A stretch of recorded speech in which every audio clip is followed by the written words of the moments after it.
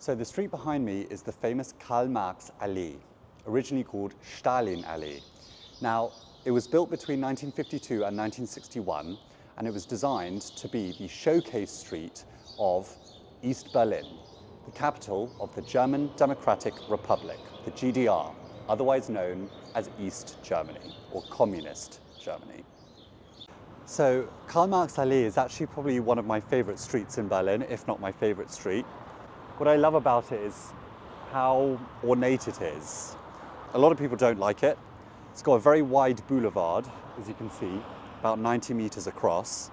So it's actually wider than the Champs-Élysées in Paris. And, you know, I think what it gives a very good impression of is what the ideal architecture would have been for a kind of worker's paradise. That's really what you can feel when you walk down this road. You know, it's very impressive architecture, in my opinion, very beautiful architecture, but yeah, meant to be housing for the workers. And the architecture they used was this wedding cake style, so-called wedding cake style.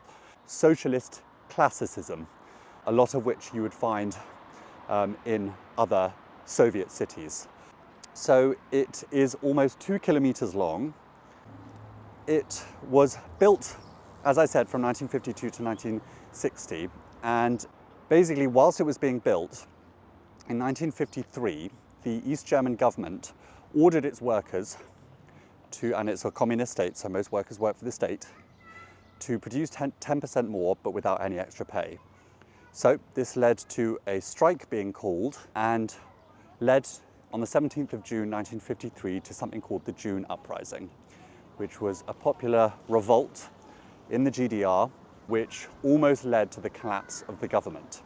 However, the GDR government, the Communist Party of the GDR, the SED, they had an ace up their sleeve, which was the Soviets. And the Soviets brought the tanks out onto the streets, quelled the uprising, and it was obviously one of 3 failed uprisings in the Eastern Bloc that had to be quelled by the Soviets. Now, Karl-Marx-Allee wasn't always called Karl-Marx-Allee. It was actually originally called Stalin-Allee, or Stalin Boulevard, and it was named in honor of, obviously, the long-term Soviet dictator.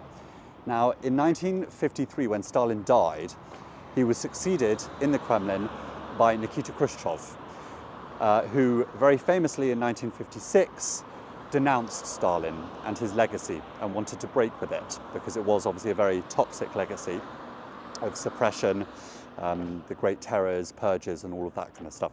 So he broke with Stalin's legacy, and this then led to a period of so-called de-Stalinization, which happened across the Eastern Bloc, so including here in East Germany.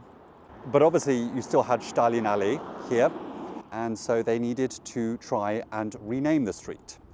And so it was a covert operation, renaming the street, by the East German government.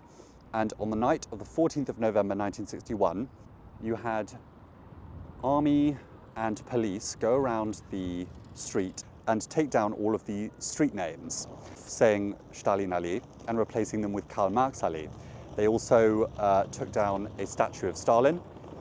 And so then East Berliners woke up on the morning of the 14th of November and found that the street was all of a sudden called Karl-Marx-Allee. When they asked the authorities about this, the authorities just said, "What are you talking about? It was always Karl-Marx-Allee."